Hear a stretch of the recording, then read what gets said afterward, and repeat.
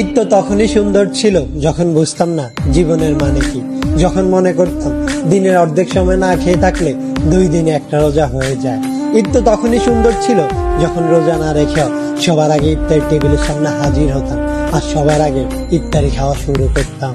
ঈদ তো তখনই সুন্দর ছিল যখন ঈদের নতুন জামা কাপড় কিনে দেওয়ার জন্য আব্বু আম্মুর কাছে কান্নাকাটি করতাম আর মনে করতাম কেউ ঈদের নতুন জামা কাপড় দেখে ফেললেই হয়তো ঈদ শেষ হয়ে যাবে। ঈদ তো তখনই সুন্দর ছিল যখন অন্য সবাই ঈদের জামা কাপড় দেখে ফেলার ভয় আলমারিতে অতি গোপনে লুকিয়ে রাখতাম। ঈদ তো তখনই সুন্দর ছিল যখন ঈদের দিন সবার পা ধরে সালাম দিতাম আর সালামের জন্য দাঁড়িয়ে থাকতাম। ঈদ তো তখনই সুন্দর ছিল যখন বড়দের দেখতাম তারা কত জায়গায় ঘুরতে যায়, তাদের কত টাকা, আর ভাবতাম কবে জানি বড় হব আর তাদের মতো করে এত সুন্দর করে ঈদ পালন করব। হ্যাঁ, আজ বড় হয়েছে ঠিকই, পকেট ভর্তি আজ অনেক টাকা।